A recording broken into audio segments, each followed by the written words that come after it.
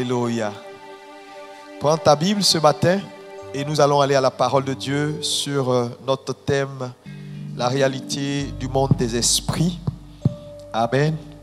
Le psaume, on va lire notre premier texte dans le psaume 90, verset 2. Psaume 90, verset 2. Alléluia. Amen.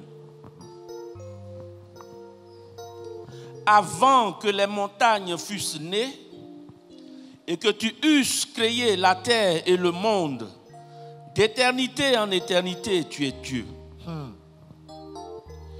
D'éternité en éternité, tu es Dieu. Lis-moi Ésaïe 45, verset 18.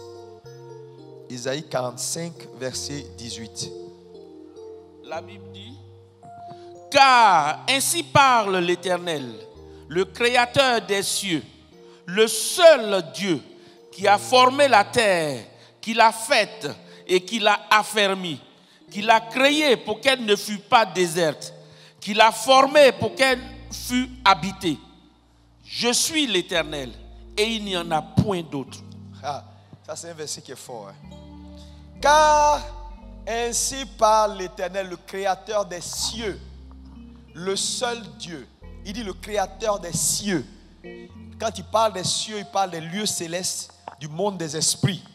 Alléluia. Le seul Dieu qui a formé la terre, ensuite la terre, qui l'a faite et qui l'a affermie. Alléluia. Qui l'a créée pour qu'elle ne fût point quoi? Déserte. Ici, le mot désert ici, pour la former afin qu'elle ne soit pas torou. Et qu'il a formé pour qu'elle fût habitée. Je suis l'Éternel. Ce verset doit te donner à réfléchir sur un point. Ce n'est pas mon sujet, je vais en parler peut-être dimanche prochain. Mais je veux que tu réfléchisses. Regarde. Il dit, il a formé le ciel et la terre pour qu'elle ne soit pas déserte. Ça veut dire que c'est anormal que ce soit désert. Ce verset-là, vous savez, la Bible s'explique par elle-même. Ce verset-là nous explique que il y a une anomalie à Genèse 1-2. Parce qu'on nous dit Genèse 1-2 et la terre était sans forme et elle est vide.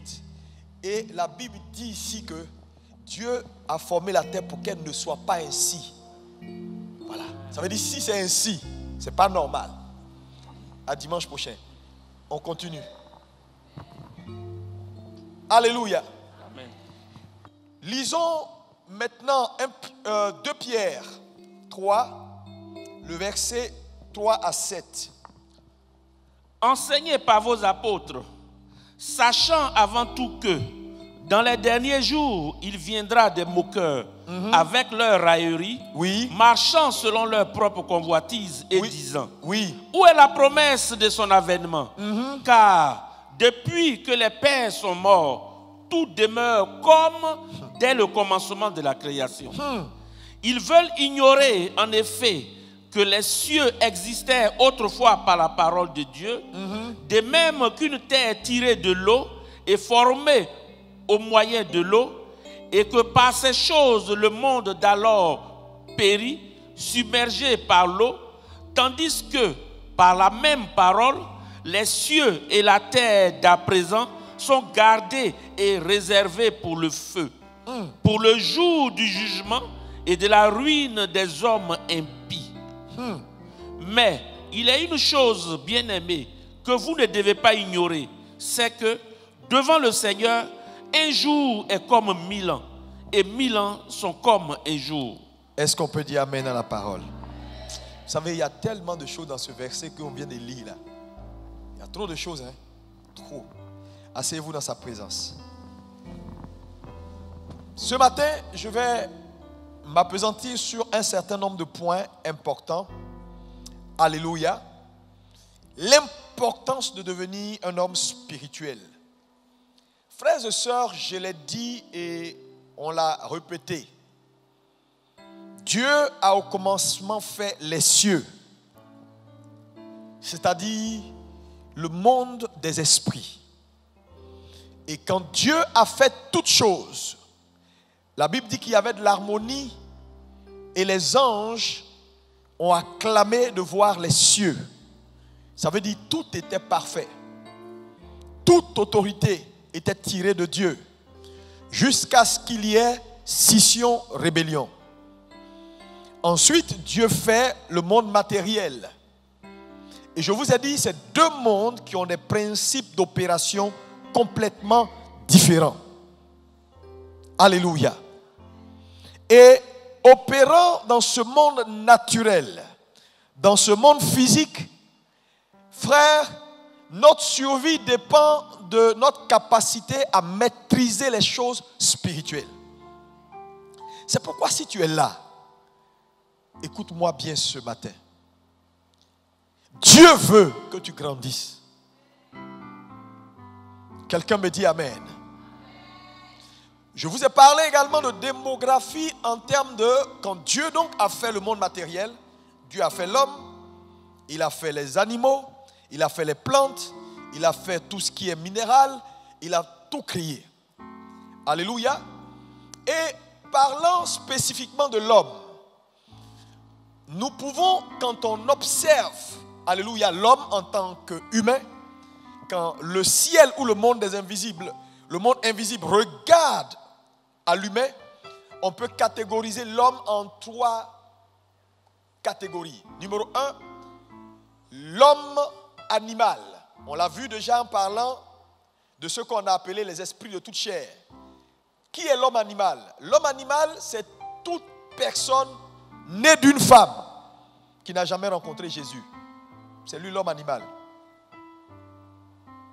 C'est lui l'homme animal. Et on l'a vu déjà. Deuxième catégorie d'hommes, c'est ceux qu'on appelle les hommes charnels. Qui est l'homme charnel? C'est l'homme qui a fait la paix avec Dieu, mais qui demeure charnel dans le sens où il est certes devenu chrétien, mais n'a aucune compréhension et connaissance des choses spirituelles. Ça, c'est une autre catégorie d'hommes. Et il y a la dernière catégorie, l'homme spirituel, qui a grandi jusqu'à un certain niveau et qui a la maîtrise des choses spirituelles. Dans ces 3 catégories, où es-tu? Le problème, c'est que la plupart des chrétiens sont dans la deuxième catégorie. Mais garde à toi si tu es dans la première catégorie. Parce que si tu es dans la première catégorie, tu fais partie de ce qu'on appelle les esprits de toute chair, l'homme animal, le bétail. Ceux qu'on utilise quand on veut pour la rançon. Et la deuxième catégorie qui est l'homme charnel, qui certes a accepté Jésus, mais qui n'a pas pris le temps de grandir et avoir la maîtrise des choses spirituelles. Il demeure aussi un esclave parce que Galates 3 nous le dit. Tant que l'héritier demeure enfant, il ne diffère en rien d'un esclave. C'est pourquoi ce matin, je veux que tu dises à ton voisin, il faut grandir. Si tu as quitté la catégorie de ceux qu'on appelle l'homme animal, les esprits de toute chair, ceux dont l'esprit est mort, séparé de Dieu, et que tu es arrivé à Jésus-Christ, tu ne peux pas te contenter d'être un homme charnel ou un chrétien charnel. Parce que ton sort risque d'être le sort de ceux qui périssent. Tu dois devenir un homme spirituel. Parce que le monde spirituel étant à l'origine du monde naturel, je l'ai dit et je le répète, établit de fait ce qu'on appelle la prédominance du spirituel sur le naturel. Est-ce que tu peux dire avec moi le spirituel d'abord, le naturel ensuite? Encore plus fort. Encore plus fort. Donc c'est essentiel pour vous de grandir et d'arriver à un certain niveau où la réalité des choses spirituelles ça devient palpable. Ce n'est plus une vue de l'esprit. Parce que trop de chrétiens dans nos églises sont charnels. Charnels. Ils viennent à l'église, mais ils ne savent pas ce que ça veut dire l'Esprit de Dieu. Ils n'ont aucun contact avec le monde des esprits. Et je l'ai dit dimanche dernier, que notre porte d'accès au monde des esprits, c'est Jésus. Il dit, je suis la porte. Je suis la porte. Dans le monde, ils ont d'autres voies. Mais nous, la porte, c'est Jésus. C'est pourquoi c'est la seule personne capable de nous introduire dans les choses spirituelles et de nous donner une expérience spirituelle. En dehors de Jésus, toute autre voie d'accès au monde des esprits te conduira directement vers les ténèbres. Voilà pourquoi accepter Jésus, expérimenter Jésus, vivre Jésus n'est pas négociable. Quand je vois les chrétiens s'amuser avec Jésus, qui est la porte, il dit, je suis le chemin, la vérité et la vie. Le chemin qui fait entrer. Pourquoi? Parce qu'il est le seul qui nous a restaurés dans notre dimension spirituelle. Il est le seul qui a restauré notre dimension que Adam a perdue. Voilà pourquoi il est la porte. Une porte unique. Cette porte, elle est exclusive. Il dit, je suis le. Est-ce qu'on peut dire le chemin? On n'a pas dit un chemin, le. Ça dit, le exclut tout autre chemin. Là exclut toute autre vérité. La vie, Zoé. Ça veut dire, en dehors de Jésus, toute transaction et interaction avec le monde spirituel t'apportera la mort. C'est par Jésus et en lui seul que notre interaction avec le monde spirituel nous donne la vie.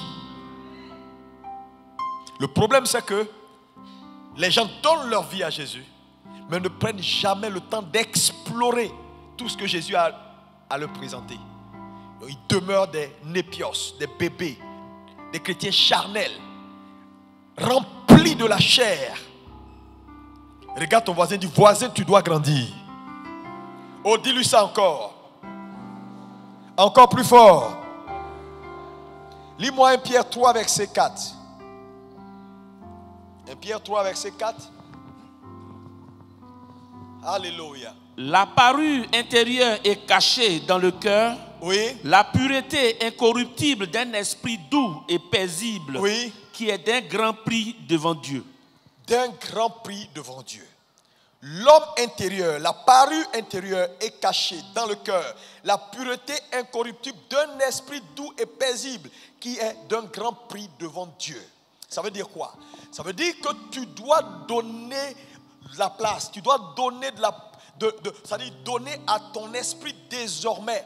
C'est-à-dire la place qui lui revient afin que cet esprit-là, qui est désormais formé, créé à l'image et à la ressemblance de Dieu, prenne sa place. Le vrai toi, dis le vrai moi, doit prendre sa place. Plus fort, le vrai moi doit prendre sa place. Au nom de Jésus, dans cette décennie, le vrai moi prend sa place. Est-ce que tu le crois? Dis amen plus fort que ça. Tu dois devenir un homme spirituel. Maintenant, qu'est-ce que c'est qu'un homme spirituel? Je te donne un certain nombre de points et on continue. Numéro 1. Un homme spirituel, c'est celui qui est né de Dieu. Né de Dieu. Donc l'homme spirituel est né de Dieu. Mais non pas seulement né de Dieu, celui dont l'esprit né a grandi jusqu'à un certain niveau et qui a la possibilité donc de saisir la réalité des choses spirituelles. C'est lui l'homme spirituel.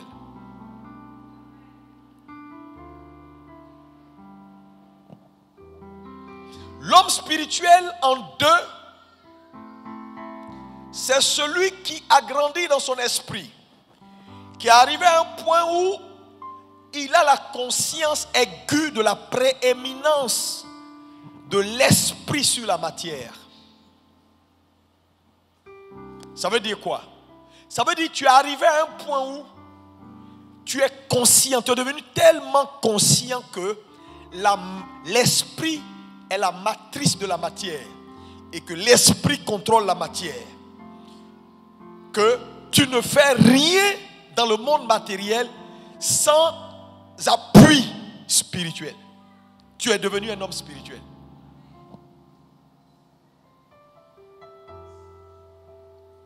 Le problème, c'est que les gens vivent leur vie, mais n'ont pas vraiment conscience de la prédominance de l'esprit sur la matière. Ils n'ont pas vraiment conscience de ce que l'esprit est la matrice de tout ce qui est matériel.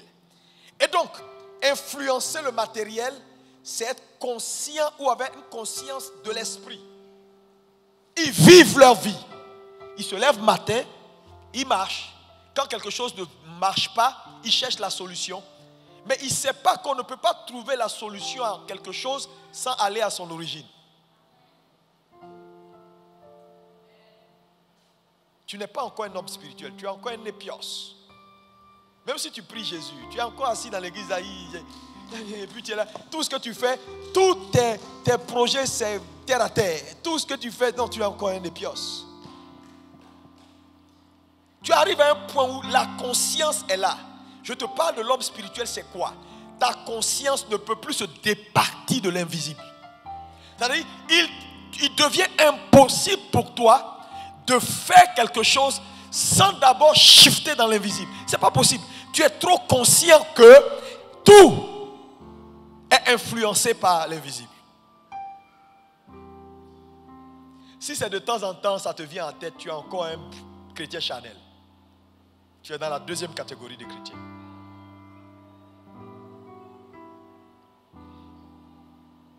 Alléluia.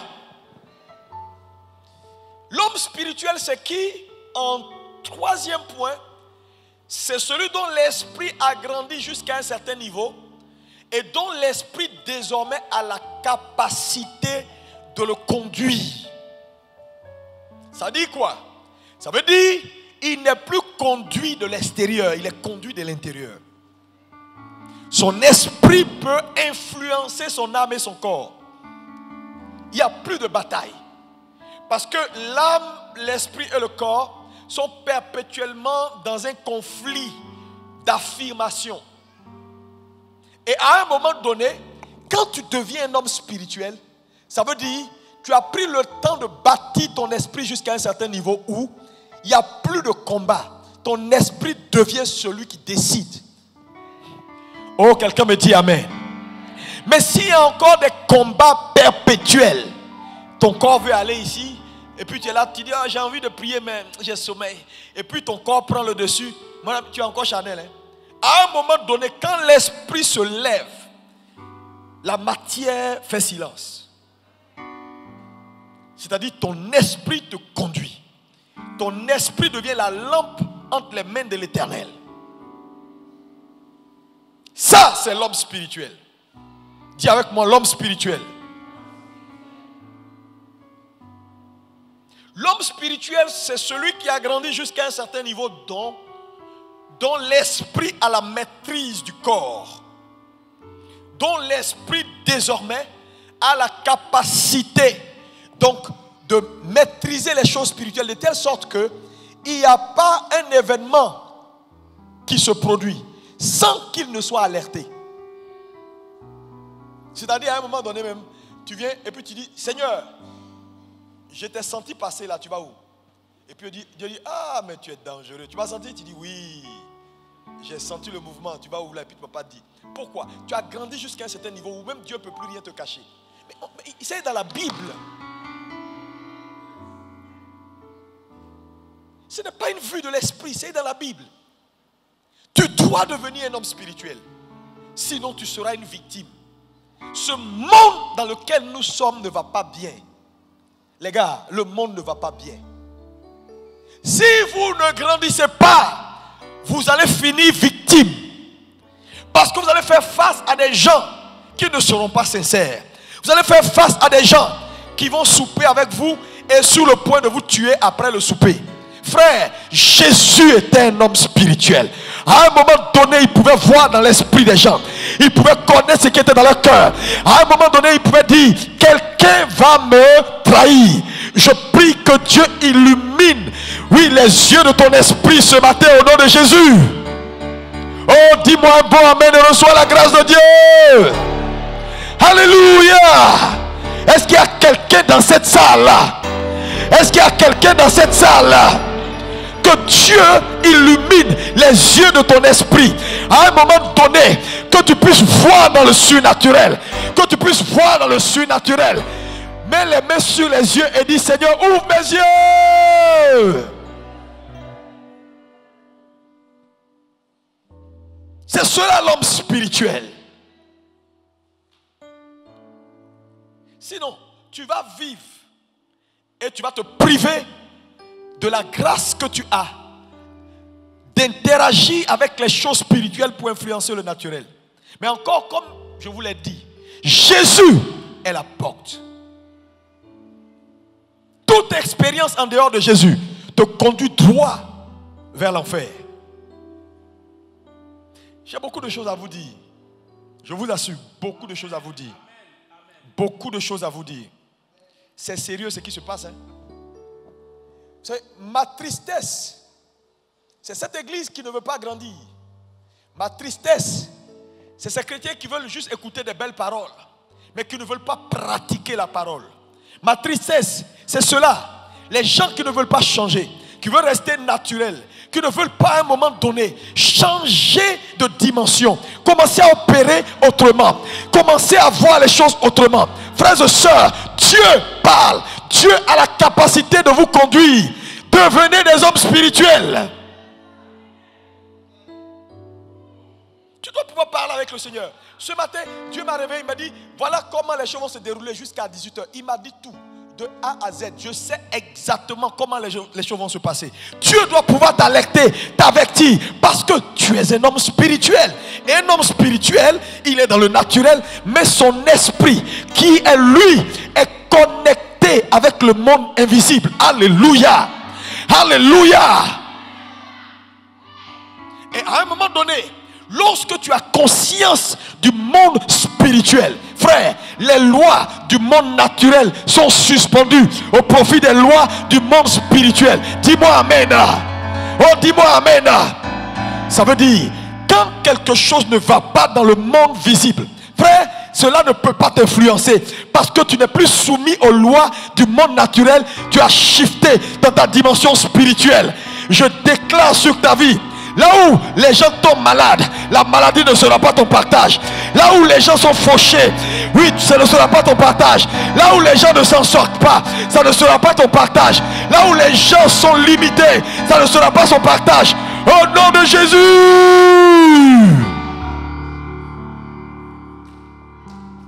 Tu es un homme spirituel. Regarde ton voisin, dis voisin grandit. Oh, dis le voisin grandit. Alléluia. Il y a des choses qui se passent, frère.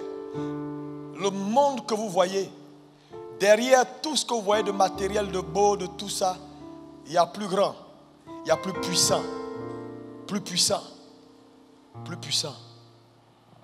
Ouais, plus puissant.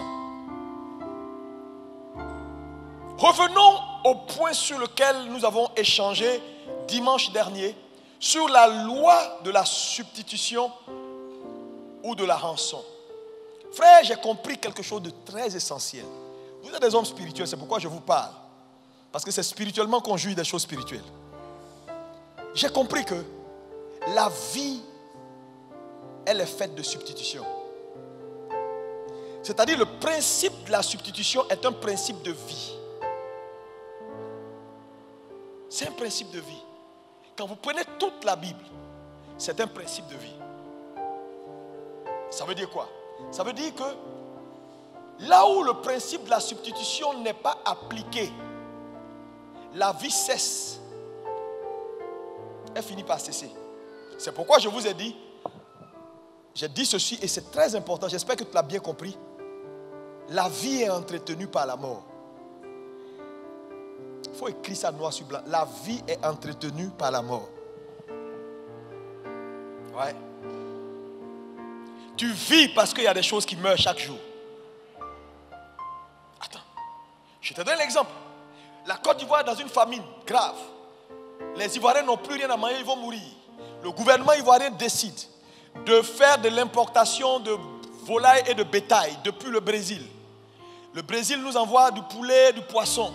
Les Ivoiriens recommencent à manger et ils commencent à vivre.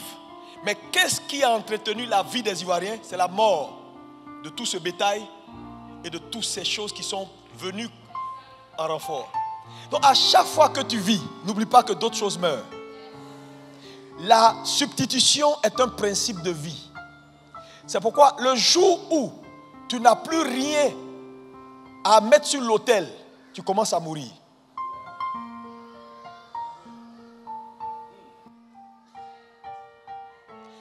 Tu es là aujourd'hui en 2021 parce qu'il y a des choses qui ont dû mourir en 2020. Dieu s'est assuré que certaines choses meurent pour que toi tu vives. Tu sais, si tu ne comprends pas ça, tu n'as rien compris. Sérieusement. Tu n'as rien compris.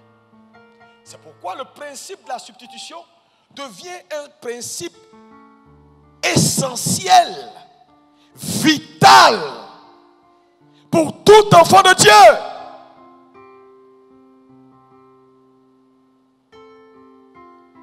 Le psaume 91, versets 7 et 8. Regardez. On l'a lu. On va le relire. Tout le monde regarde le tableau. Ici, que 1000 tombent à ton côté. Oui. Et 10 000 à ta droite. Oui. Tu ne seras pas atteint. Tu ne seras pas atteint. Oui. De tes yeux seulement, tu regarderas. Oui. Et tu verras la rétribution des méchants. Ici, ce verset est un bon verset. Quand on le lit, tout le monde acclame, tout le monde crie. Alléluia. Parce que ça nous arrange. Mais Dieu ici ne parle pas de tout le monde. Il parle des hommes spirituels. Il parle des hommes spirituels. Ceux qui ont du prix à ses yeux. Ceux qui ont lavé leur robe. Qui ont grandi. Et qui sont arrivés à un point où ils ont la maîtrise du monde des esprits. C'est deux. Ce n'est pas les chrétiens charnels, ce n'est pas d'eux qu'on parle. Les chrétiens charnels, ils meurent tout le temps ici. On les voit mourir comme du bétail. Parce que tant que l'héritier demeure enfant, il ne diffère rien d'un esclave. Et les esclaves, c'est la monnaie d'échange. Il dit que 1000 tombent, donc 11 000. Dieu s'assure qu'il y ait 11 000 personnes qui meurent. Que les 11 000 personnes meurent, ce n'est pas son problème. Toi, qui as du prix à ses yeux, il est prêt à faire cette substitution-là pour que tu vives. Donc, dans ce verset, l'enjeu, ce n'est pas toi. Il faut voir juste le principe. C'est pourquoi je prends le temps de t'expliquer, parce qu'il y a un principe de base. Dieu dit que 1000 tombent. Mais quand il dit que 1000 tombent ici, il ne t'explique pas, mais en réalité, il applique un principe de remplacement, un principe d'échange.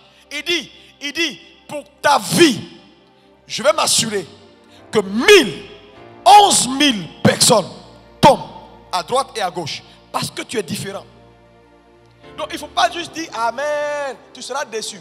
Parce que tu vas dire Amen et tu seras en train d'être frappé. Il faut comprendre ce que ça veut dire ce verset-là.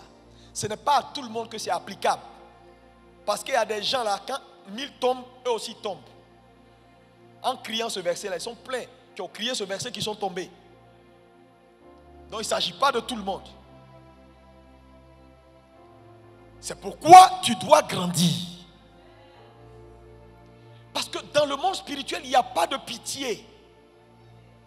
Il n'y a pas je vais à l'église. Il n'y a pas j'ai une Bible. Qui es-tu? Quelle est ton identité?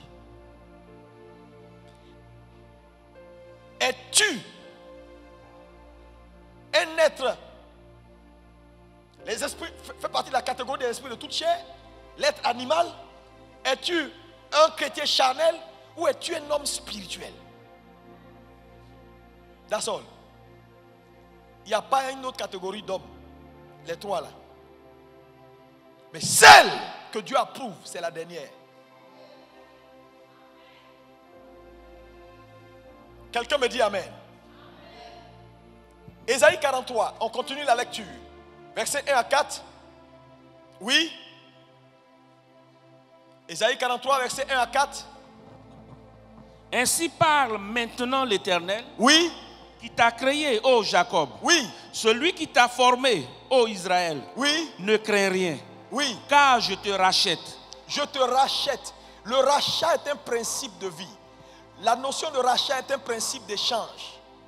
Quelque chose prend ta place. Ok, continue. Je t'appelle par ton nom. Oui. Tu es à moi. Tu es à moi. Si tu traverses les eaux, oui, je serai avec toi. Oui. Et les fleuves, oui, ils ne te submergeront point. Oui. Si tu marches dans le feu, tu ne te brûleras pas. Ici, Dieu est en train de nous mettre en garde. Depuis la scission du monde des esprits, frère, les réclamations, c'est la monnaie d'échange, c'est courant. Je dis, réclamer, quand la demande se fait dans le monde des esprits, parce que je vous ai dit que depuis la scission, chaque monde poursuit un agenda. La terre devient le théâtre d'opération. Et donc, par rapport à l'agenda que poursuit le monde des ténèbres, par rapport à l'agenda que poursuit le monde de lumière, quand la demande pour l'accomplissement de l'agenda monte, quand ça monte, il n'y a pas bavardage, il faut répondre.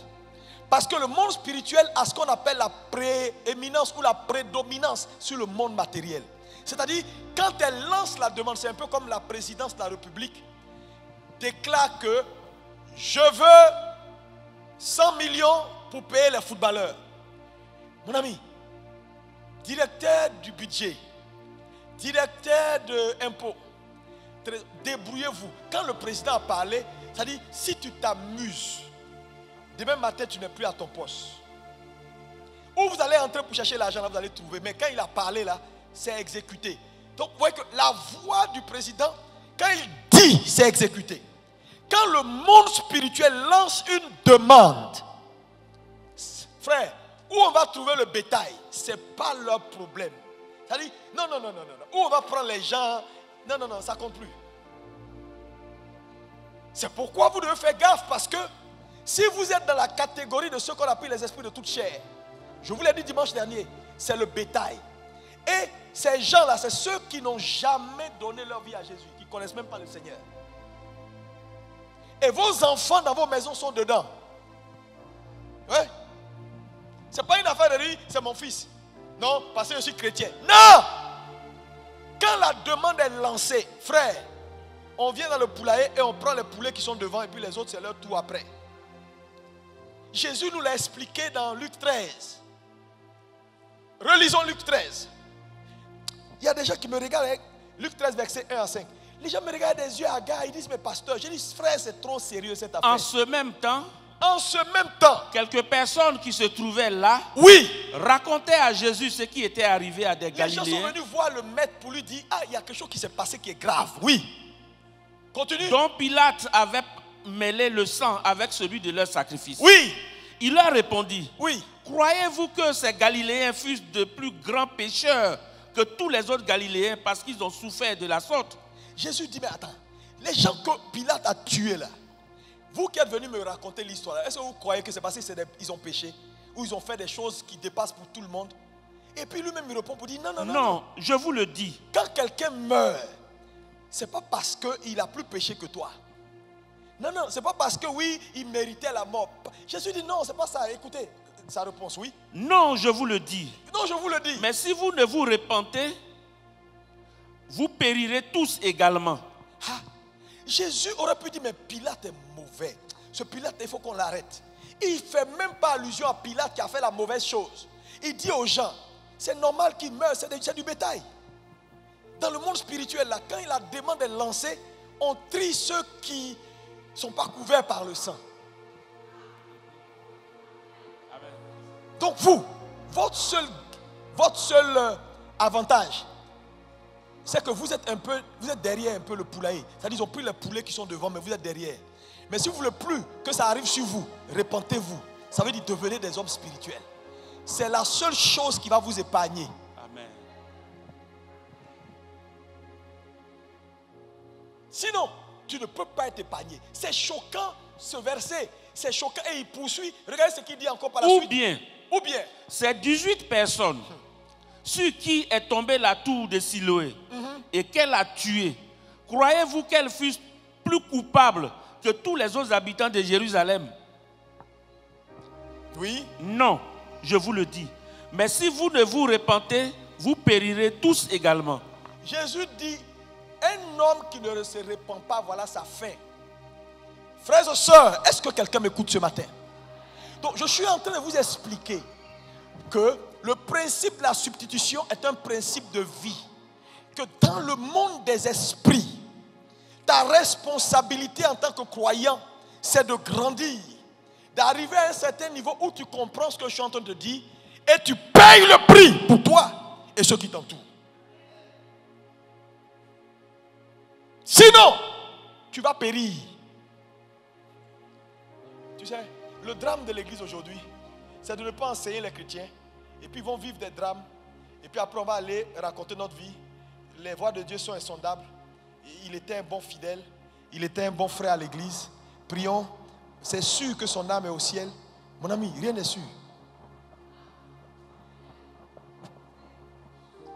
Dites la vérité aux gens. Ils vont se repentir. S'ils meurent, c'est pas bon. C'est du bétail. Quand on ne grandit pas pour atteindre un certain niveau, on est du bétail. On est du bétail. On est du bétail. On est du bétail. Quand la demande se fait forte, on ramasse partout. Regarde ce que Dieu dit. Continue avec le verset d'Ésaïe, Ésaïe 43. Il dit, je donnerai à ta place l'Égypte. Il dit, si tu es réclamé, je vais prendre l'Égypte. L'Égypte, il ne parle pas de la nation, il parle des peuples.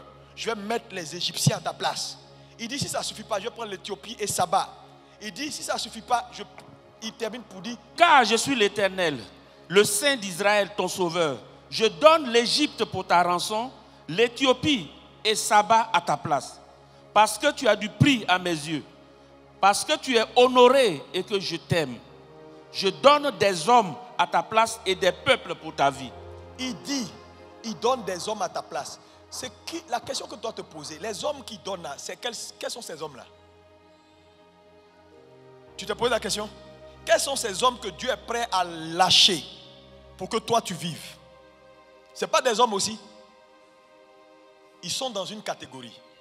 Dans le monde spirituel, c'est la catégorie auquel tu appartiens qui détermine ton prix ou ta valeur, ou si tu es touchable ou intouchable. Tu es dans quelle catégorie? Quand on dit aux gens de grandir, ils pensent que c'est négociable. Ce n'est pas négociable. Arrêtez de courir après des gens et pasteur, prie pour moi. Pasteur, touche-moi ici. Ici, c'est passé ici, c'est entré dans mon dos. Pasteur, touche-moi. Il va te toucher. Toi-même, touche-toi aussi.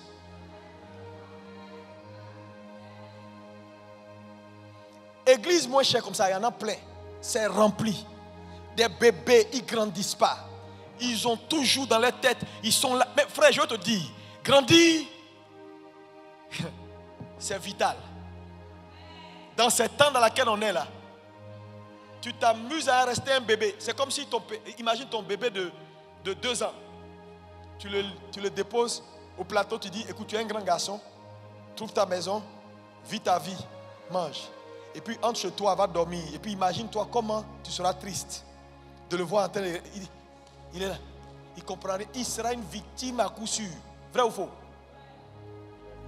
C'est dangereux d'être bébé dans un monde aussi cruel. Hey! Est-ce que vous savez ce qui se passe? Ce principe-là, les mystiques-là ont compris ça. Le principe de la substitution est un principe universel. J'ai dit, c'est la mort qui entretient la vie. il faut que quelque chose meure pour que tu vives. Ou il faut que quelque chose meure pour que autre chose vive. Quand ces gens-là sont en fin de cycle, ils ont fait leur sacrifice, ils sont arrivés en fin de cycle, ils vont mettre leur argent devant pour sortir avec des jeunes filles, pour donner l'argent à des jeunes filles. Dès qu'ils sortent avec toi, ils ont fait la substitution. Il y a une dame qui est venue me voir ici, un jour, en tremblant, carré sa voiture dans un coin là-bas, elle sort. Il faut que je te vois, pasteur. Je dis, il y a quoi? Non, il faut que tu pries pour moi parce que ça ne va pas. Je dis, qu'est-ce qui ne va pas? Il dit, pasteur, je vais t'expliquer. Ma camarade vient de mourir. Je dis, mais il y a quoi? Et puis elle est morte. Je dis, pasteur, elle est sortie avec un monsieur de la place. Le monsieur lui a donné beaucoup d'argent. Et un jour, c'est ma camarade qui m'explique ça avant de mourir. Dans leurs affaires, le monsieur a fini de faire les affaires, il a fait pipi sur elle. À partir de ce jour, elle n'a plus retrouvé la santé jusqu'aujourd'hui. Et elle pourrissait de l'intérieur, elle a pourri de l'intérieur. Malgré les belles voitures, pommade ici, pommade là, parfum, elle met mais sans. C'est-à-dire, elle met parfum mais sans. Elle a décomposé jusqu'à elle est morte. Et, pasteur, je commence à avoir peur. Parce que moi, j'ai mangé un peu l'argent là aussi. Et moi-même, là, on m'a proposé ça. Pasteur, je fais quoi? Tu sais, vous jouez avec les gens là. Ils sont sans pitié. Tout ce qu'ils font est rituel. Ils te saluent, c'est rituel. Ils sortent avec toi, c'est rituel. Ils sont permanemment en train d'activer leurs hôtels pour maintenir aussi longtemps leur vie au sommet par des échanges de vie. Et nos sœurs, non, pasteur, il n'est pas trop païen. Il n'est pas contre l'évangile. Pasteur, il a l'argent. Il va te substituer. Il va prendre ta vie. Pour sa femme qui est en agonie, il va prendre ta vie. Ou bien pour sa propre vie, il va prendre ta vie. Et vous, est-ce que vous savez les jeunes filles qui meurent à Abidjan? Entrez un peu dans le milieu et puis interrogez les jeunes filles qui ont eu la chance de s'en sortir in extremis. Elles vont vous rendre témoignage de combien de copines bling bling qu'elles ont perdues entre 2000 et maintenant. Mais des femmes classe, argent, voiture, bon boulot, mais tu ne dis pas. Et le monsieur, il est là, il ne vieillit pas, tout va bien politiquement, il est solide. Quand il sent que ça baisse, il active le principe de l'échange.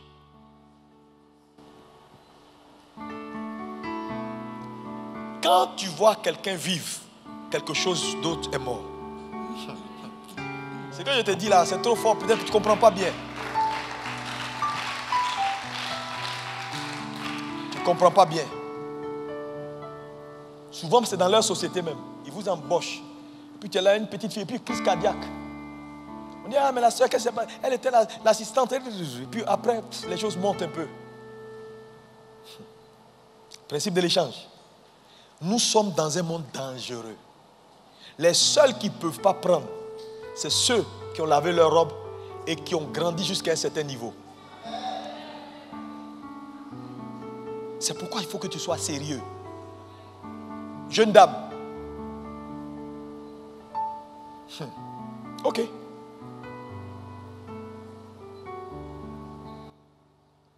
Il n'y a pas de sérieux. Les gars là ne sont pas sérieux. Ils comprennent. Les choses spirituelles, il faut arriver à un certain niveau pour les comprendre. Hein? Quand je te parle ce matin, il faut bien m'écouter. Ils vont même te proposer l'argent. Il faut dire ça ne m'intéresse pas. Non, c'est juste pour... On va faire... Hey! Ils vont te vider de ta force. Ils vont te vider de ta force. Ils vont prendre ta vie.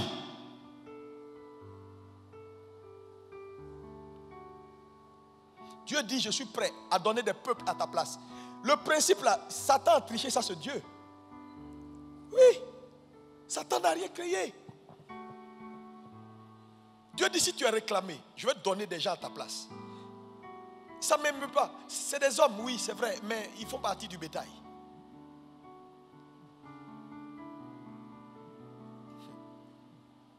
Il y a des gens, même dans ta propre famille, qui vont partir pour que tu vives. Tu sais, tu es d'accord, tu n'es pas d'accord, c'est ton problème. C'est la vérité.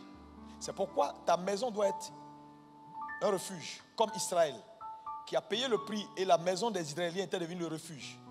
Tout Égyptien qui n'était pas qualifié, quand il rentre sous ce toit, il est qualifié. Tu dois payer le prix. Oh. Tes enfants, vos enfants dans vos maisons ne connaissent pas Jésus. Je vous dis, il n'y a pas un enfant dans la maison de pasteur qui est arrivé à un certain niveau. Jusqu'à ce qu'il grandisse, il donne sa vie à Jésus. C'est tous des païens. Ils font partie du bétail. Quand la demande est lancée, ils font partie des gens qu'on compte.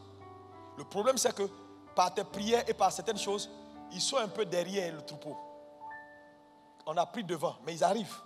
Il ne faut pas payer le prix pour les couvrir.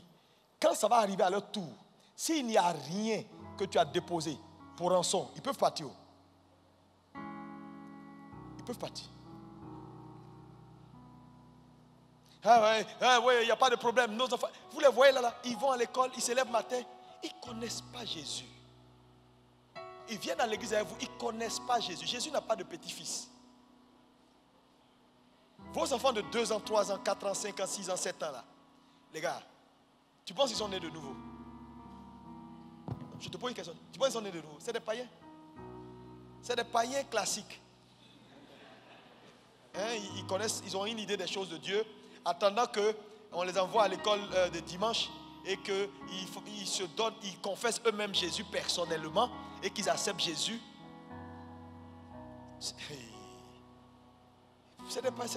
C'est du bétail, mais du bétail un peu spécial, quoi, tu vois, donc. Un bétail qu'on a mis quelque part derrière. Ça te choque? Ça veut dire quoi? Il faut payer le prix. Toi qui es conscient, qui sais ces versets-là, tu les connais, tu sais comment ça se passe dans le monde spirituel. Tu ne peux pas ne pas faire des offrandes permanemment pour tes enfants. Une année qui souffre comme 2021, si tu as 3 enfants, Dieu doit pouvoir te dire, pour les 3 là, 2021 là, voilà ce que je veux. Voilà comment tu dois alimenter leurs hôtels.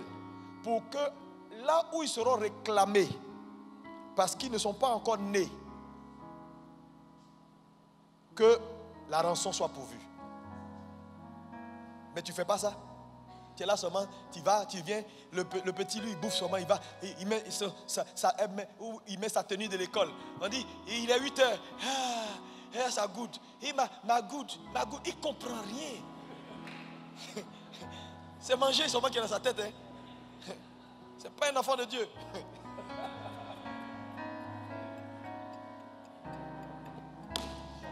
Si tu as pitié de tes enfants, tu vas faire ce que je t'ai dit. Tu vas payer le prix pour eux. Tu vas prier pour eux tous les jours. Quand Dieu a commencé à ouvrir mes yeux, je vous assure, j'ai beaucoup de compassion pour les enfants, les gens qui sont autour de nous qui ne connaissent pas le Seigneur. J'ai beaucoup plus de compassion. Je dis, un peu d'inattention et puis ils peuvent partir. Tu ne vas pas voir dedans. Après tu vas regretter.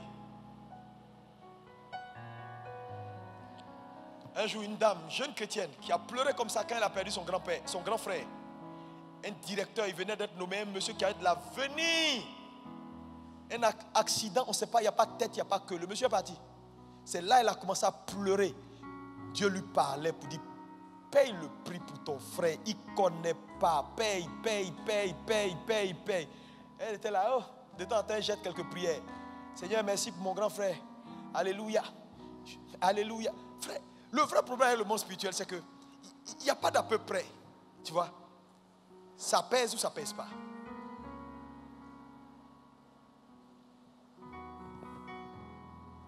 Est-ce que quelqu'un peut me dire amen? Frère, voilà pourquoi vivre une vie de sacrifice n'est pas négociable. Dis à ton voisin, vivre une vie de sacrifice n'est pas négociable. Oui, ce n'est pas négociable. Vivre une vie de sacrifice n'est pas négociable. Qu'est-ce que c'est qu'une vie de sacrifice? C'est très important. Une vie de sacrifice, c'est une vie de privation volontaire. On parle de vie de privation volontaire. C'est un honneur que nous apportons à une divinité. Quand on vit une vie de sacrifice, on honore notre divinité. Pour nous, c'est Jésus-Christ, notre Dieu. Donc, nous honorons Jésus-Christ de Nazareth. Alléluia. La vie de sacrifice peut être matérielle, elle peut être physique, elle peut être psychique, elle peut être à tous les niveaux. Parce que quand on parle de vie de sacrifice, beaucoup de gens me regardent, ils disent, pasteur, je n'ai pas l'argent. Ce n'est pas une affaire d'argent. La vie de sacrifice va au-delà. Alléluia. Premier niveau, c'est ton corps, ta vie personnelle. Lis-moi 1 Corinthiens 9, verset 27. 1 Corinthiens 9, verset 27, il dit quoi? Regardez tous le tableau, c'est important. Je traite durement mon corps et je le tiens assujetti, de peur d'être moi-même rejeté après avoir prêché aux autres. Est-ce qu'on peut répéter ensemble? Je traite durement mon corps. Je traite durement mon corps. Et je le tiens assujetti. Et je le tiens assujetti. De peur d'être moi-même rejeté après avoir prêché aux autres. De peur d'être moi-même rejeté après avoir prêché aux autres. Premier niveau de sacrifice. Dieu s'attend à ce que tu payes le prix. Les gars, ce verset-là, c'est un verset post-résurrection. Ça veut dire Jésus est déjà mort, il est ressuscité. Mais tu vas me demander, mais pasteur, Jésus est déjà ressuscité, il a payé le prix. Pourquoi il faut que je traite durement mon corps? C'est la question que je veux te poser. Parce que vous savez, Satan sait que ce qui est essentiel là, si tu fais, c'est bon pour toi. Donc il enlève dans la conscience collective l'importance de la vie de sacrifice. Regardez, c'est pas moi qui ai écrit le verset. Paul dit, je traite. Mais attends, Jésus est déjà mort, non? On n'a pas besoin de traiter son corps. Quel traité? Jésus est mort, il est ressuscité. Je vais aller m'asseoir dans le cabaret, je bois un peu de bière. Je vais au marché, je vis comme je veux. Le plus important, c'est que son sang me purifie, n'est-ce pas? Hein? C'est la grâce, n'est-ce pas?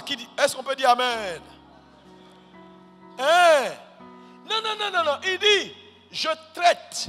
Ça veut dire, ça là, c'est extra. C'est volontaire. C'est délibéré. C'est ça le sacrifice. Jésus a déjà payé, mais il a... Note ça, c'est un principe. Tout sacrifice appelle un sacrifice. Écris ça. C'est le sacrifice qui donne valeur au sacrifice. Il dit, traite. Aujourd'hui, les gens ne veulent plus faire d'efforts. Viens dans l'église, ils disent, hey, Jésus a payé. Et les gens sont pleins comme ça sur Internet. Oui, tu veux dire quoi?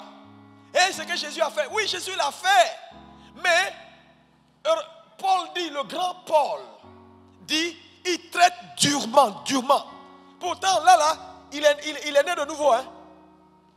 Il est né de nouveau. Il y a un prix à payer pour devenir un homme spirituel. Est-ce que tu peux me dire Amen? Deuxième verset, lis-moi. Alléluia. Philippiens 2, verset 12. Regardez ici. Philippiens 2, verset 12. Oui. Ainsi, mes bien-aimés, oui, comme vous avez toujours obéi, travaillez à votre salut avec crainte et tremblement. Il dit quoi? Crainte et tremblement. Est-ce qu'on peut répéter crainte et tremblement? Crainte et tremblement. Frère, ça là, c'est un verset post-résurrection. Travaillez à votre salut. Attends, on va travailler quoi? Jésus a payé le prix, il a eu le... Est-ce que Jésus n'a pas obtenu le salut pour nous? Il a obtenu le salut, oui ou non? On doit travailler à quoi encore? Pourquoi il faut travailler à un salut qu'on a déjà? Quel boulot on nous demande? Quel effort? Moi, je ne suis pas dans les histoires d'efforts, je ne suis pas dans la loi.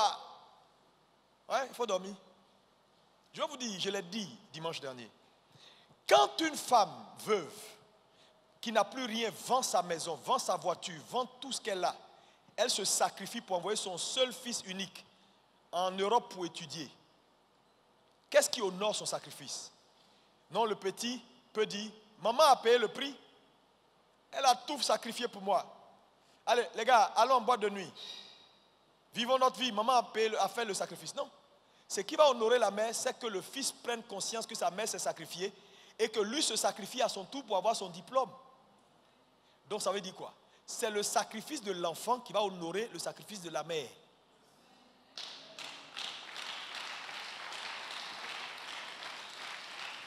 Tu sais, si tu ne réussis pas Dieu ne prendra pas plaisir en toi. Il y a un sacrifice. La vie de sacrifice est la vie du croyant. Donc quand Satan veut enlever du christianisme la notion de sacrifice, il veut tuer le christianisme. Je vous dis, aujourd'hui, toutes les églises où les gens ne veulent plus, non, Jésus est mort pour nous, c'est quelle affaire de prêcher sur sacrifice? Vous voulez mettre un joug sur nous ou quoi? La grâce nous suffit, on vit notre vie par la grâce de Dieu. Oui, je suis d'accord, la grâce, oui. Je suis d'accord. Il a payé le prix, oui. Nous avons tout, oui. Nous sommes guéris, oui. Nous sommes riches, oui. Mais où est la richesse là dans ta poche? Où est la richesse là? C'est où? Il y a un prix. Tu dois travailler. Travailler à son salut veut dire faire en sorte, payer le prix maintenant. Toi te sacrifier pour que ce que Jésus a obtenu se matérialise. Lui, il l'a fait, c'est pourvu. Maintenant, pour que toi tu expérimentes, tu dois répondre à son sacrifice par un sacrifice. C'est un sacrifice qui active un sacrifice. Oh Saint-Esprit, aide-moi. C'est pourquoi vous devez vous réveiller, Église. Tu ne peux pas vivre cette vie que tu vis là et plaire à Dieu. Tu ne veux rien faire. On parle de Jésus, ça ne t'intéresse pas. L'œuvre de Dieu. L'islam est puissant parce que les musulmans ont compris que le Allah qu'ils ont là, c'est leur sang, c'est leur vie. Partout où ils sont, ils défendent chaque périmètre de leur territoire au prix de leur vie. Regardez l'église. On n'a que la bouche pour parler. On ne fait que parler. On parle. Personne ne veut payer le prix pour Jésus. Regardez le nombre de gens qui meurent dehors. Tous les jours comme du poulet, du bétail. Il y a combien de gens qui sont prêts à engager leur existence pour dire je ne veux plus qu'il y ait de mort autour de moi. Ils sont combien? Qui sont prêts à payer le prix. Il n'y en a pas beaucoup. Frère, la vie là, c'est un pèlerinage. Hier, on allait enterrer le pasteur Clark. C'est fini, hein? Il a fini son passage sur terre. Il a fini. Aussi simple que ça représente, c'est fini. Il ne fait plus partie du monde des vivants. Il est face à son Créateur maintenant. Qu'as-tu fait de ta vie? Mais gars, il ne faut pas vous laisser leurrer. C'est pourquoi je vais te dire la vérité. Si tu me vois courir et servir mon Dieu, si ça te gêne, ferme ta bouche. Si tu me vois me battre et tout donner pour le Dieu que je sers, si ça te gêne trop, soit tu fais comme moi, soit tu dégages. Parce que tu ne sais pas d'où je viens. Tu ne sais pas d'où je viens. Pour faire tout ce que je fais matin, midi, soir, je n'ai plus de vie. Je le fais parce que je sais en qui j'ai cru. Mon ami, si tu veux continuer à vivre ta vie, chocolat, bonbon, continue. Continue. C'est ton problème. Si tu n'es pas prêt à faire l'extra pour Dieu, tu ne peux pas être qualifié. Non, tu ne peux pas être qualifié. Si tu n'es pas prêt à faire l'extra, il y a toujours un sacrifice va au-delà de ce qui est naturel et commun. C'est pourquoi il y a une différence entre une offrande et un sacrifice. Une offrande, on fait une offrande pour honorer. On fait une offrande pour... L'offrande est une expression d'amour. Mais un sacrifice fait appel à la mort. Ça veut dire va au-delà de l'offrande.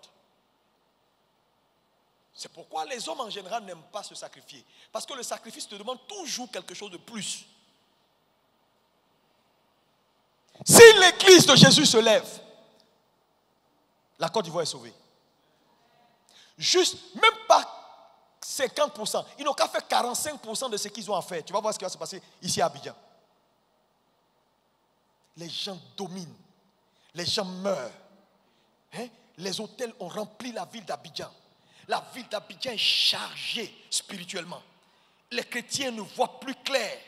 Les Libanais contrôlent l'économie. Tous les secteurs d'activité sont bouclés sur le plan spirituel. Et l'église est là, elle ne fait que parler et confesser. Nous sommes plus que vainqueurs. Et nom de Jésus, par le sang de Jésus, nous sommes plus que vainqueurs. Le monde nous appartient. Ton orgueil démesuré de bonbons et à checker poisson là. Il faut continuer. Va au plateau là-bas, c'est toi qui contrôle le plateau. Va. Les policiers vont te chicoter avec ta Bible en main.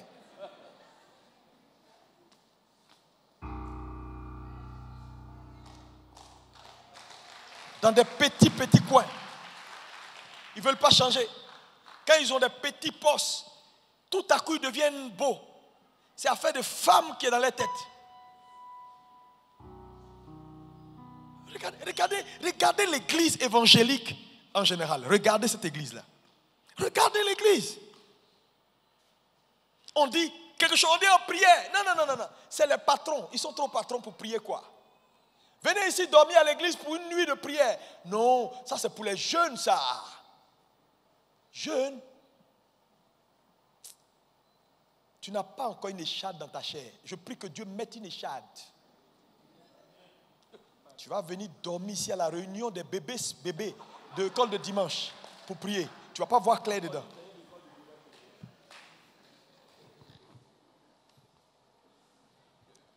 L'affaire est sérieuse. Il faut qu'on se lève. Quand on parle de vie de sacrifice, ça veut dire on redouble d'efforts. Les gens viennent à l'église quand ils veulent. Ils viennent en retard. Le monsieur, son sommeil, non, il ne faut même pas gêner son père. Lundi, il dort 12 heures. Mardi, 12 heures. Mercredi, 12 heures. Samedi, 14 heures. Dimanche, 14 heures de sommeil. Même s'il doit venir à l'église à 11h45, c'est 14 heures, on ne touche pas. C'est quand il a fini de dormir, sommeil est fini en lui, il fait quoi? Il est que l'heure 11 heures. Ok, on peut partir. Mais dit, il va se lever à 8 heures. C'est préparé pour venir à l'église tôt. Non, toi aussi, tu lui demandes trop. Tu lui demandes trop. Il n'y a pas de vie de sacrifice. Pasteur, je viens à l'église déjà dimanche. Il faut parler en langue et prie Dieu pour moi. Les affaires de mercredi et ce que tu demandes à moi, je ne suis pas dedans. Oui. Ils sont pleins. Ils ne vivent pas la vie de l'église. Ils participent en rien du tout.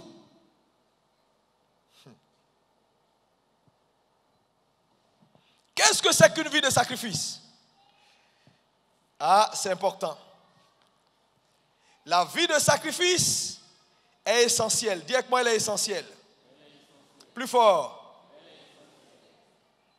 Ouais. Elle est essentielle parce que c'est elle qui crée l'enfantement. Je vous l'ai dit. Là où il n'y a pas de vie de sacrifice, il n'y a pas d'enfantement. Dis, il n'y a pas d'enfantement. Ésaïe 37, partie du verset 3. Oui. Il lui dit, oui. Ainsi parle Ézéchias. Oui. Ce jour est un jour d'angoisse, de châtiment et d'opprobre. Oui. Car les enfants sont près de sortir du sein maternel et il n'y a point de force pour l'enfantement. Les enfants sont près de sortir. Ça veut dire quoi? Tes enfants, c'est ta vie, c'est tes projets. La raison de la stérilité de l'église, c'est ça. Les enfants sont sur le point de sortir, mais il n'y a point de quoi? De force pour l'enfantement. La force pour enfanter, c'est la vie de sacrifice. Là où il n'y a pas de vie de sacrifice, tu vas manquer de force pour enfanter. Parce que le sacrifice établit des couloirs entre le spirituel et le physique. Une vie de sacrifice est une vie qui te connecte au monde des esprits. Là où tu n'as pas de vie de sacrifice, tu vas manquer de couloirs d'accès aux choses spirituelles. Parce que c'est le sacrifice qui alimente l'autel. Aïe, aïe, aïe. Et c'est pourquoi on peut dire qu'un homme est fort par son sacrifice. Donc la force spirituelle d'un enfant de Dieu, c'est son sacrifice. Et dans ce monde, c'est un monde de rapport de force, comme je vous l'ai dit. Les gens qui sont dehors, avec qui vous compétissez là, les gars, lundi là, ils sont en train de faire leur bassin, ils font leur truc, ils mettent leur gris-gris, ils vont faire leur truc et puis ils sont chargés. Et puis lundi, vous vous retrouvez au bureau. On dit, il y a un marché. Toi, tu es enfant de Dieu, lui, il est païen. Libanais, tout le monde est là. Et puis, il est Hamdoulaye. Et puis, il a son petit truc là. Il fait quoi? Il a déjà verrouillé son truc. Vous allez sur le marché. Tu ne vas pas gagner le marché parce que tu t'appelles Kwaku, Kwadjo, chrétien né de nouveau. Hein? Non. Qui a du poids? C'est l'autel de qui parle. Qui a une voix qui porte. C'est ça. Les gens, vous voyez dans les bureaux là, directeur général, vous entrez dans son bureau, c'est verrouillé. Il a payé le prix.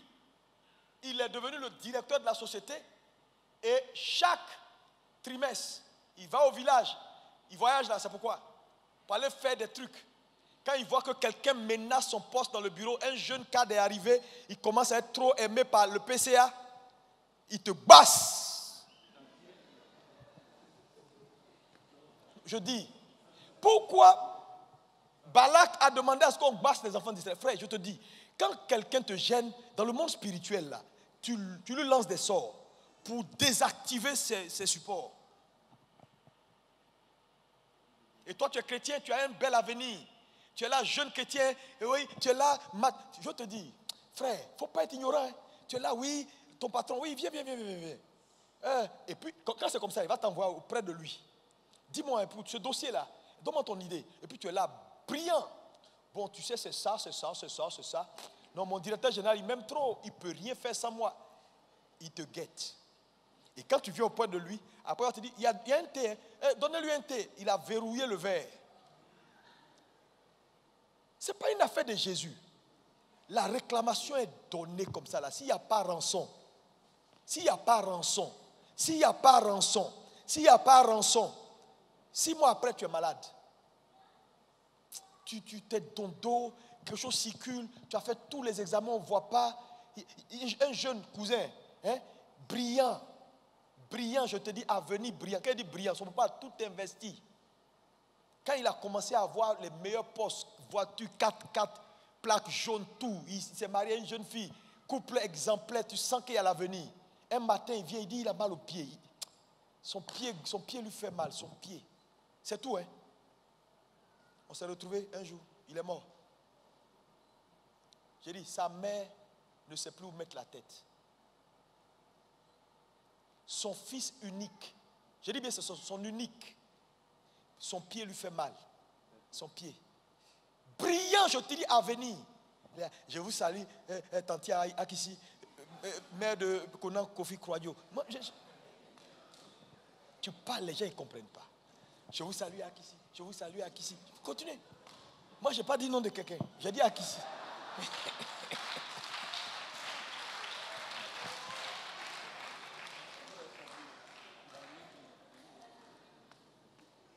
On est allé à l'église, on dit à messe, on est parti s'asseoir. Moi, j'étais assis derrière, je regarde le faire-part. Et puis je dis, oh, quel gâchis. Mon pied me fait mal, mon pied. On ne sait pas, pied là, on a fait tous les examens. Le gars est mort. Sa maman n'a pas retrouvé, jusqu'aujourd'hui, elle ne retrouve pas, elle ne voit pas clair. Sa seule soeur est devenue un peu comme folle.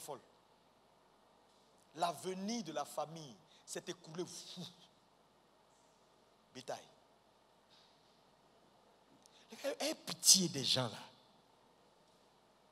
Aie pitié d'eux. Hein. Dans ce groupe là, il y a deux catégories. Dehors là, il y a deux catégories. Il y a ceux qui savent ce qu'ils font.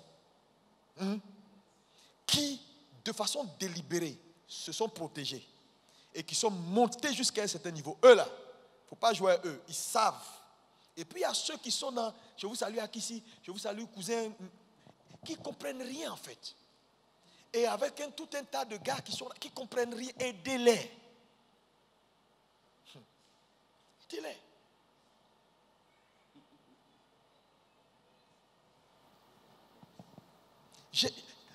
Ça m'a tellement fait mal que j'ai dit, si je l'avais rencontré peut-être même à une semaine avant. Une seule semaine. Parce que je sais ce que j'ai. Et Dieu dit, pour moi, il donne des peuples. Donc, je peux le mettre sous ma couverture. Il n'y a rien. Tu es dangereux. Hein? Tu es vraiment dangereux.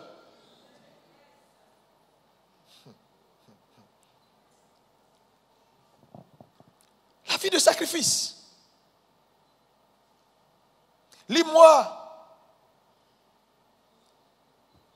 Romains 12, verset 1. Vous connaissez ce verset? Offrez vos corps comme un sacrifice vivant. Je vous exhorte, frères, regarde, par les compassions de Dieu, à offrir vos corps comme un sacrifice vivant, saint, agréable à Dieu, ce qui sera de votre part un culte raisonnable. Ça, ce n'est pas Ancien Testament. Regarde ton voisin, dis voisin, sois sérieux. Offre-toi à Jésus. Arrête d'être un chrétien comme ça.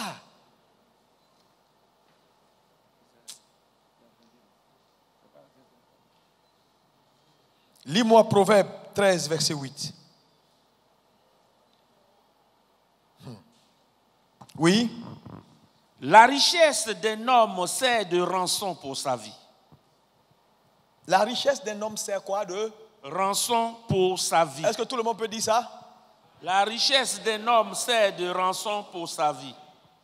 Merci. C'est-à-dire que quand Dieu te bénit là, il t'a donné de la rançon. Parce que le principe de la substitution de la rançon, c'est un principe de vie. Un homme qui n'a pas de rançon, c'est pas bon. Donc ta vie de sacrifice peut être personnellement te donner, engager ton niveau d'engagement, c'est-à-dire augmenter ton niveau d'engagement, devenir plus sérieux, devenir un vrai enfant de Dieu à tous les stages. Participer à voir l'œuvre de Dieu avancer, être diligent pour que l'œuvre de Dieu grandisse. Il y a des gens ici, là, quand ils ont quitté l'église dimanche, il pleut, il neige, l'œuvre de Dieu va bien. Ce n'est pas leur problème. Pourquoi tu fais ça? Pourquoi? Vous connaissez Job 33. On l'a déjà lu ici. La Bible dit Dieu parle tantôt d'une manière, d'une autre. Les gens n'écoutent pas. Et quand ils n'écoutent pas, voilà ce qui arrive. Ils tombent malades, ils vont vers la force. Mais quand Dieu trouve un ange intercesseur, il dit à l'ange, arrête. Retire sa vie de la force, car j'ai trouvé une rançon. Si le ciel te réclame, quelle sera ta rançon? Tu me regardes. Réfléchis quelques minutes. Je veux que tu réfléchisses quelques minutes. Si le ciel pointe sur toi, le monde des esprits pointe sur toi pour dire, aujourd'hui c'est aujourd'hui. Ce monsieur doit partir. Dis-moi, qu'est-ce qui va se passer? Non, Jésus ne va pas permettre. Hein, ce n'est pas comme ça. C'est une affaire de technicité. Il faut argument contre argument. Argument contre argument. Et on pèse les choses. Maintenant, si tu mérites, on fait un remplacement. On prend des gens et puis on les met à ta place. Mais si tu n'es pas trouvé digne toi-même,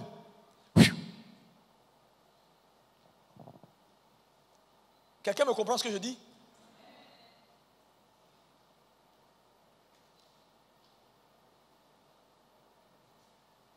C'est pourquoi, vous savez, devenir sérieux n'est pas négociable. Hein. Dans ce monde dans lequel nous sommes là, il faut devenir sérieux.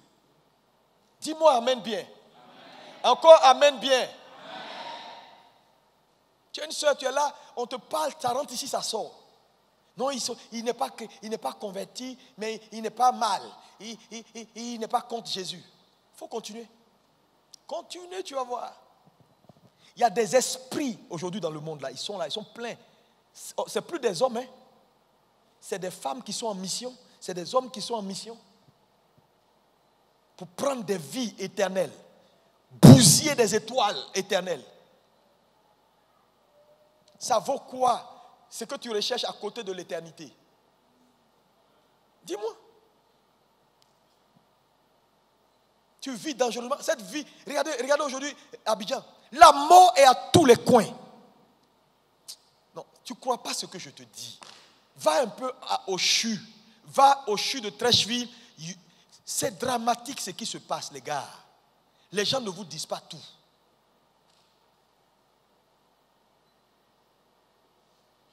Dieu est bon, hein? Hey. Maintenant, je vous pose une question. Pourquoi Dieu, quand il a appelé Samson, vous connaissez l'histoire de Samson? Pourquoi il n'a pas mis la force de Samson dans ses doigts? Il n'a pas mis dans ses orteils ou bien ses pieds, ou bien dans son nez. Pourquoi il n'a pas fait? Parce que vous savez, Dieu, Dieu est bon. Est-ce qu'on peut dire Dieu est bon? Dieu sait que s'il mettait dans les doigts de Samson, quand on coupait les doigts, c'était fini. Si on mettait dans l'orteil, si on coupait les pieds, c'était fini. Mais Dieu s'est assuré que la force de Samson soit dans quelque chose de renouvelable.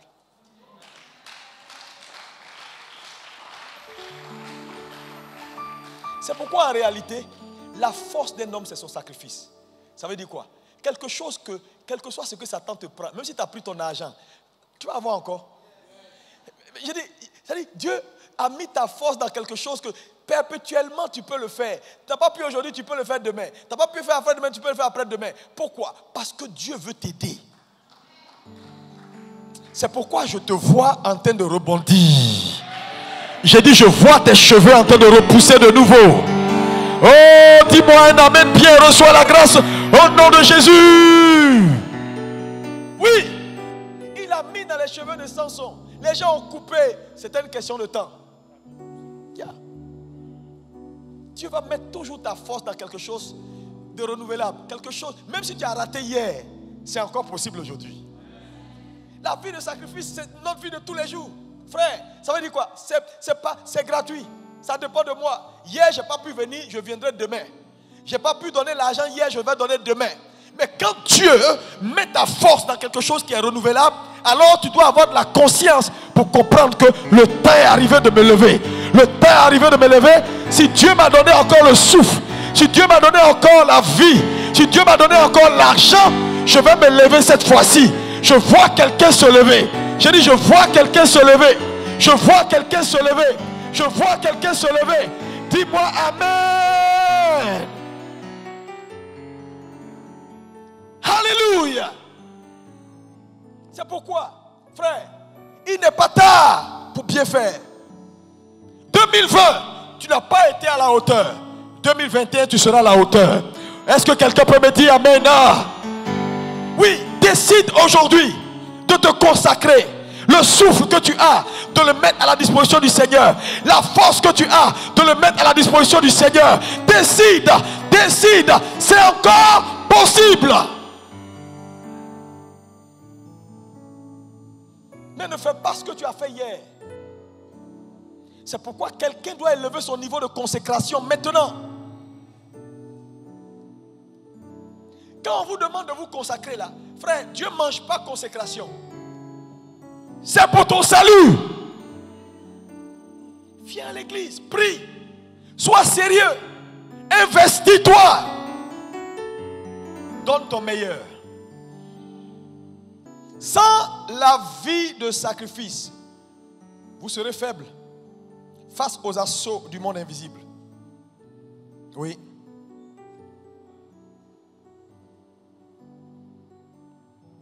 Souvent, quand je regarde la façon dont tu te comportes, je dis, tu insultes Jésus chaque jour.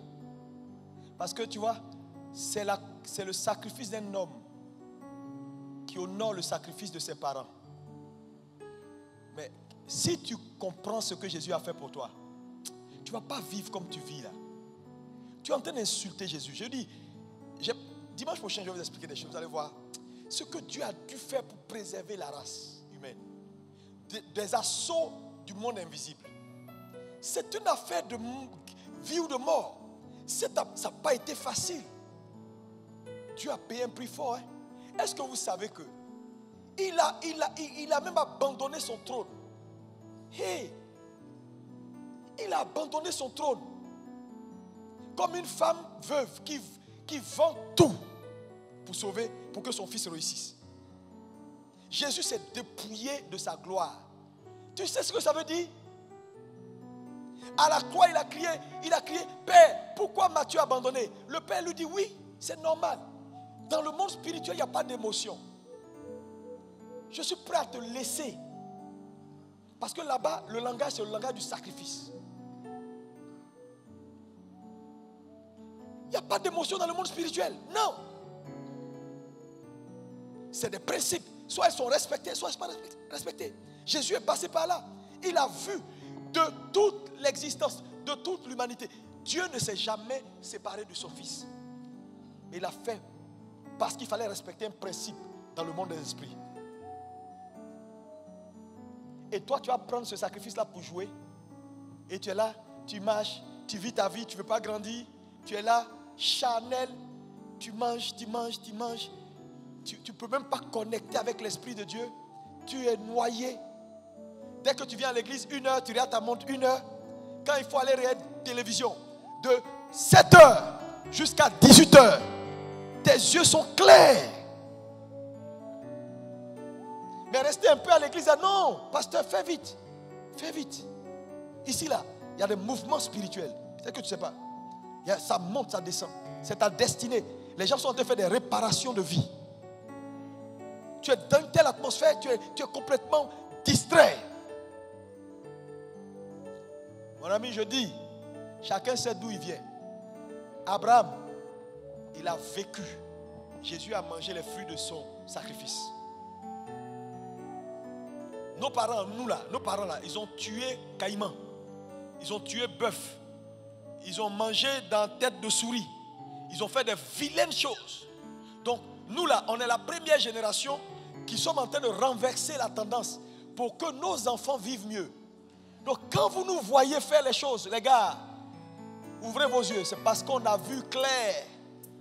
Si vous ne bâtissez pas le futur, Dieu va vous demander des comptes. David a bâti le trône. Il a assuré le trône de Salomon.